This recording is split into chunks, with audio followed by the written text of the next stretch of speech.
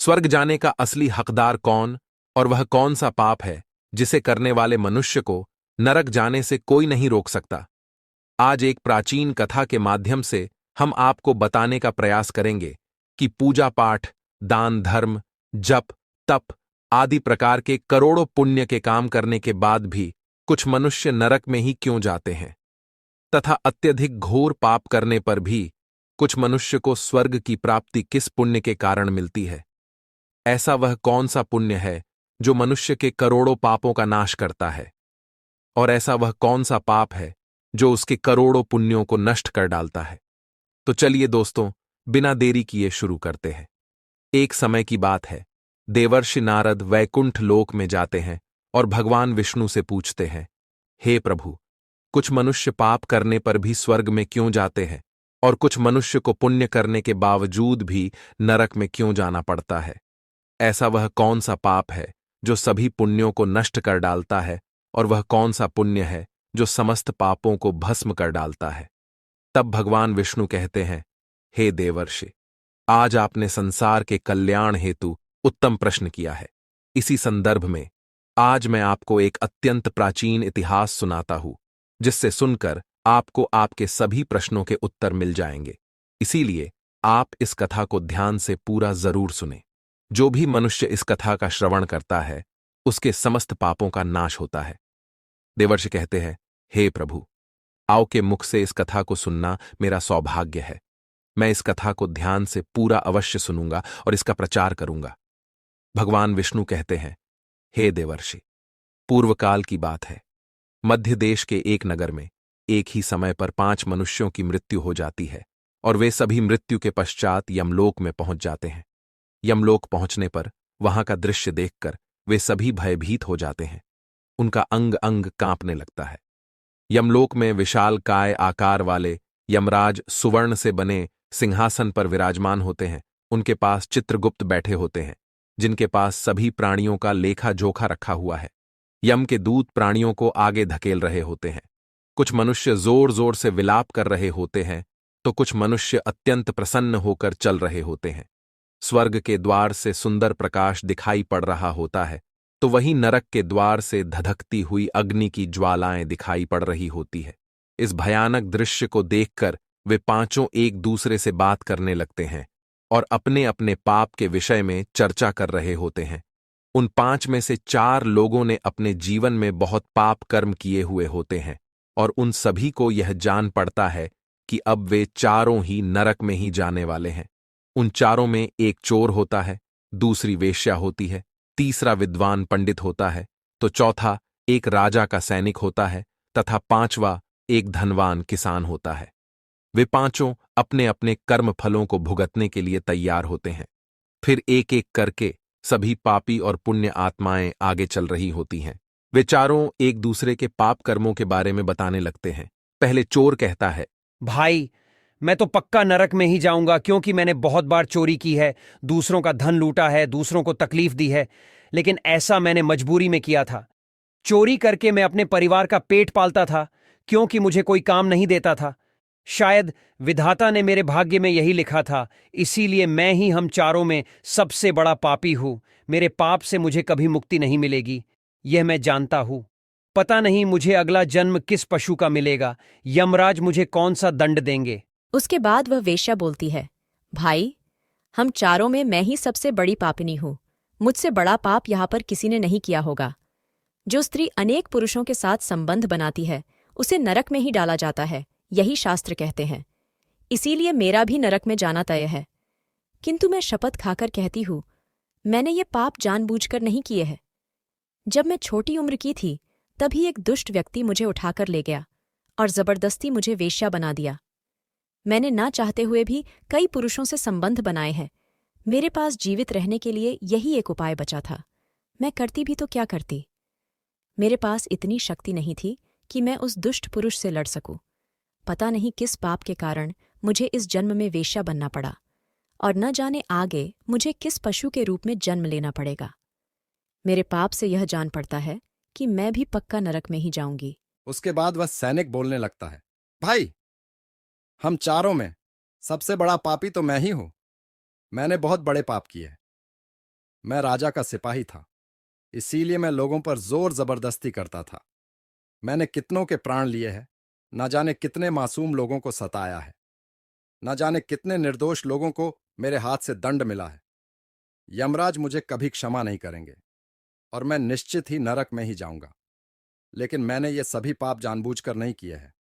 अपने प्राणों के भय से और परिवार के पालन पोषण के लिए मुझे ये पाप करने पड़े हैं। हमारा राजा जो कहता था उसका पालन हमें करना पड़ता था। राजा के विरुद्ध भला कोई साधारण मनुष्य कैसे जा सकता है? ये सभी पाप करते हुए मुझे अत्यंत दुख भी होता था और मैं जानता था कि ये पाप करने से मुझे नरक की ही प्राप्ति होगी। किंतु परिवार के मोहवश होकर मैंने ये काम किया है। लेकिन पाप तो पाप होता है, पाप करके पश्चाताप करने का क्या फायदा? इसीलिए मेरा नरक में जाना तो तय है। उसके बाद वह विद्वान पंडित बोलता है, भाई, हम चारों में से सबसे बड़ा पापी तो मैं हूं। तुम लोगों ने जो पाप किए हैं वो जाने अनजाने में किए हैं, या किसी ने तुमसे जबरदस्ती करवाए हैं, या मजबूरी में किए हैं। किंतु मैं तो विद्वान था, मैं सब सत्य असत्य जानता था, मुझे सच और झूठ का ज्ञान था, लेकिन फिर भी मैंने धन के लोभवश ये पाप किए हैं। शास्त्र कहते हैं कि जो सब कुछ जानकर भी पाप करता है वह निश्चित ही नरक में गिरता है। मैंने अपने ज्ञान का दुरुपयोग किया है। मैंने अपने ज्ञान का उपयोग लोगों की सहायता के लिए नहीं, बल्कि धन को कमाने के लिए किया है। मेरे घर की परिस्थिति अत्यंत गरीब थी। मेरे पिता भिक्षा मांगकर गुजारा करते थे, लेकिन मैंने अपने घर की गरीबी को दूर करने के लिए धन लेकर ज्ञान देने की चेष्टा की है। शास्त्र कहते हैं, जो विद्वान ब्राह्मण अपने ज्ञान का दुरुपयोग करता है उसे निश्चित ही नरक में जाना पड़ता है। मैंने लोगों को ज्ञान देने के बदले में उनसे धन लिया है, कभी किसी को मुफ्त में ज्ञान नहीं दिया। इसीलिए आप चारों में सबसे बड़ा पापी तो मैं ही हूं और मुझे ही नरक में जाना पड़ेगा। उन चारों की बात सुनकर वह धनी किसान हंस पड़ा और बोलने लगा, तुम चारों तो इतने बड़े पापी हो कि तुम लोगों को नरक में जाना ही पड़ेगा। तुम लोगों ने घोर पाप किए हैं और इसीलिए यमराज तुम लोगों को कभी माफ नहीं करेंगे। यहां पर मौजूद मैं अकेला ही सबसे अधिक पुण्यवान हूं। मैंने अपने जीवन में बहुत पूजा पाठ किया है, ब्राह्मणों को दान दक्षिणा दी है, मैंने मृत्यु से पूर्व गाय का दान भी किया है, और अब मेरे सभी पुत्र पौत्र मेरी आत्मा की मुक्ति के लिए बड़े कार्यक्रम का आयोजन कर रहे हैं। वे मेरे लिए श्राद्ध दान तर्पण कर रहे हैं, यज्ञ कर रहे हैं। इसीलिए मैं सबसे अधिक पुण्यवान हूं। मेरी 3 पत्नियां और 10 पुत्र हैं। इतने लोग मेरी मुक्ति के लिए उपाय कर रहे हैं। और हां, मैंने अपने जीवन में कभी कोई पाप नहीं किया है, और जाने अनजाने में किए भी होंगे तो मेरे पुत्रों के श्राद्ध आदि के कार्यों द्वारा मेरे पाप भी नष्ट हो जाएंगे। मैं नित्य देव पूजा करता था, मंदिर जाता था, द्वार पर आए अतिथियों को भोजन कराता था। इसीलिए मुझे पूरा विश्वास है कि यमराज मुझे नरक में नहीं डालेंगे और मुझे मोक्ष की प्राप्ति निश्चित ही होगी। फिर वे पांचों धीरे धीरे आगे बढ़ने लगते हैं, और फिर जब उनका समय आता है तो उन पांचों के पाप और पुण्य के कर्मों का मूल्यांकन किया जाता है। सबसे पहले बारी आती है उस चोर की, और फिर चित्रगुप्त उसका लेखा जोखा निकालते हैं। कुछ देर तक विचार करने के बाद, उसके पाप पुण्य का मूल्यांकन करने के बाद यमराज उसे स्वर्ग में जाने के लिए कहते हैं। इस निर्णय को सुनकर चोर आश्चर्य में पड़ जाता है और बड़ी ही प्रसन्नता से वह स्वर्ग के दरवाजे की ओर चला जाता है। दूसरी बारी आती है वेश्या की। चित्रगुप्त उस वेश्या का भी लेखा जोखा निकालते हैं, और कुछ देर तक विचार करने के बाद उसके पाप पुण्य का मूल्यांकन करके यमराज उसे भी स्वर्ग में जाने के लिए कहते हैं। इस विचित्र निर्णय को सुनकर वह वेश्या भी आश्चर्य में पड़ जाती है। उसे यमराज के निर्णय पर विश्वास नहीं होता है और वह बिना कुछ कहे ही बड़ी ही प्रसन्नता के साथ स्वर्ग के द्वार की ओर चली जाती है। फिर तीसरी बारी आती है उस सिपाही की। चित्रगुप्त उसके भी कर्मों का लेखा जोखा निकालते हैं और कुछ समय विचार करके उसके पाप पुण्य का मूल्यांकन करके यमराज उसे भी स्वर्ग में जाने के लिए कहते हैं। इस निर्णय को सुनकर वह सिपाही भी सोच में पड़ जाता है और बड़ी ही प्रसन्नता के साथ वह स्वर्ग के द्वार की ओर निकल जाता है। फिर चौथी बारी आती है उस विद्वान ब्राह्मण की। चित्रगुप्त उस ब्राह्मण के कर्मों का लेखा जोखा निकालते हैं और कुछ देर तक विचार करते हैं। फिर यमराज उस ब्राह्मण को भी स्वर्ग में जाने के लिए कहते हैं। फिर वह विद्वान ब्राह्मण विचार करता है, मैंने तो पाप किया है, फिर मुझे क्यों स्वर्ग में भेज रहे हैं। फिर वह भी मन ही मन प्रसन्न होकर स्वर्ग के द्वार की ओर चलने लगता है। उन चारों को स्वर्ग में जाता देख वह धनवान किसान बहुत दुखी और क्रोधित हो जाता है। वह सोचने लगता है कि ये कैसा न्याय है, इन पापियों को स्वर्ग जाने का मौका मिल रहा है, फिर मैंने जो पुण्य के काम किए हैं उनका क्या। पापी और पुण्यवान एक ही जगह पर डाले जाएंगे तो पुण्य करने का फायदा ही क्या। फिर उस धनवान किसान को यम के दूत जोर से धकेल देते हैं और कहते हैं, अरे पापी, तू आगे चल, तुझे नरक में डाला जाएगा, यमराज तुझे माफ नहीं करेंगे। यह सुनकर वह धनवान किसान भयभीत हो जाता है और कहने लगता है, हे यमदूतों, मैं तो स्वर्ग में जाऊंगा, मैंने कोई पाप नहीं किया है, मैंने जीवन में बहुत पुण्य किया है, देख लेना यमराज मुझे स्वर्ग में ही भेजेंगे। फिर वह धनवान किसान यमराज के सामने आकर खड़ा हो जाता है। चित्रगुप्त उसके कर्मों का लेखा जोखा देखते हैं और उसके पाप पुण्य के कर्मों का मूल्यांकन करते हैं तो उसके पाप का पलड़ा भारी हो जाता है। और यमराज उस धनवान किसान को कहते हैं, अरे दुष्ट, तूने तो बहुत बड़ा अपराध किया है, तू तो नरक में जाने के ही योग्य है। इतना सुनते ही वह किसान थर-थर कांपने लगता है और यमराज से कहता है, हे धर्मराज, यह अन्याय है, मैंने तो जीवन में कोई पाप नहीं किए हैं और पुण्य ही किए हैं, आप मुझे नरक में क्यों डाल रहे हैं। और मुझसे पहले जो 4 लोग गए थे वे तो घोर पापी थे, उन्होंने बड़े बड़े पाप और अपराध किए हैं, उन्हें तो आपने स्वर्ग में डाल दिया है। आप ऐसा अन्याय मेरे साथ क्यों कर रहे हैं। अगर ऐसा अन्याय होगा तो भले कौन सा मनुष्य धरती पर पुण्य करेगा। फिर यमराज कहते हैं, अरे पापी, तूने जो पाप किया है वह तो उन चारों के पापों के सामने कुछ भी नहीं है। तेरे एक पाप के कारण तेरा सारा पुण्य फल नष्ट हो गया है। यदि तूने यह पाप नहीं किया होता तो तू स्वर्ग में जा सकता था, लेकिन तूने यह पाप जानबूझकर किया है, इसीलिए तुझे नरक में अवश्य जाना पड़ेगा। उस चोर ने तो मजबूरी में चोरी की थी, किंतु वह चोर दूसरों की भूख मिटाता था, गरीबों को दान करता था। उसने कभी किसी निर्दोष और गरीब व्यक्ति के घर चोरी नहीं की। उसके पुण्य कर्म उसके पाप से अधिक थे, इसीलिए वह स्वर्ग में गया। दूसरी जो वेश्या थी वह अपने मन से वेश्या नहीं थी, उसे जबरदस्ती डाला गया था और उस वेश्या ने केवल अपने शरीर को पीड़ा दी है, लेकिन बाकी कार्य तो उसने पुण्य के ही किए हैं।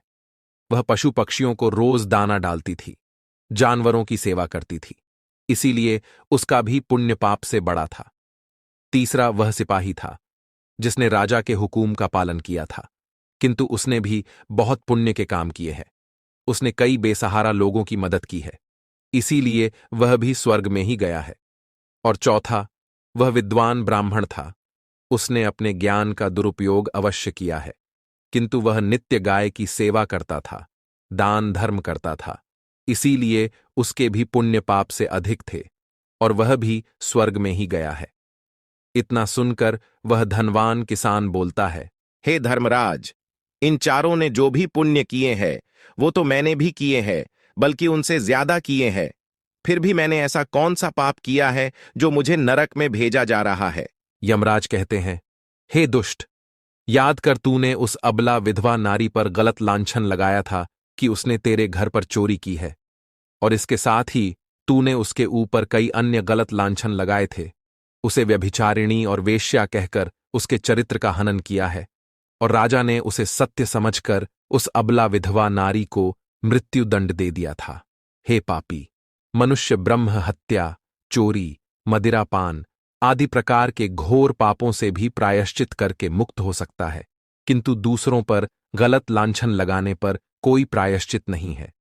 जो दूसरों पर गलत आरोप करता है, सत्य जानकर भी दूसरों को झूठ कहकर उनके ऊपर दोष डालता है, वह तो सबसे बड़ा पापी है। उसके द्वारा किए गए सभी पुण्य नष्ट हो जाते हैं। इसीलिए तूने जितने भी पुण्य किए हैं वे सभी उस एक पाप के कारण नष्ट हो गए। फिर यमराज यमदूतों को कहकर उस पापी किसान को नरक ले जाने के लिए कहते हैं, और वह किसान रोता हुआ, विलाप करता हुआ नरक के मार्ग पर चलने लगता है। हे देवर्षि, इस प्रकार से उन चारों ने पाप करके भी उन्हें स्वर्ग की प्राप्ति हुई है, किंतु उस किसान ने जघन्य अपराध किया है। किसी अबला स्त्री पर गलत लांछन करके उसका चरित्र हनन किया है। एक स्त्री सदा ही पूजनीय है। जो भी पुरुष स्त्री पर गलत आरोप करता है उसे महापाप लगता है। कभी किसी स्त्री की दुर्बलता का फायदा नहीं उठाना चाहिए। पराई स्त्री को सदैव ही माता समझना चाहिए। जो पराई स्त्रियों पर गलत दृष्टि डालता है उसे पाप ही लगता है। जो विधवा, दुखिया स्त्री को सताता है उसे नरक में जाना पड़ता है। मनुष्य को कभी सत्य का मार्ग नहीं छोड़ रहना चाहिए। सत्य के मार्ग पर चलकर ही स्वर्ग की प्राप्ति होती है। असत्य का साथ देने से मनुष्य के सभी पुण्य भी नष्ट हो जाते हैं। तो दोस्तों, कभी किसी पर गलत आरोप नहीं करना चाहिए। सत्य जानकर भी असत्य का साथ नहीं देना चाहिए। जो दूसरों पर गलत आरोप डालता है उसे यमराज कभी क्षमा नहीं करता है। उम्मीद है आपको यह कथा पसंद आई होगी। वीडियो को लाइक जरूर करें और कमेंट में जय श्री कृष्ण अवश्य लिखें। साथ ही चैनल को सब्सक्राइब करें। आप सभी का धन्यवाद।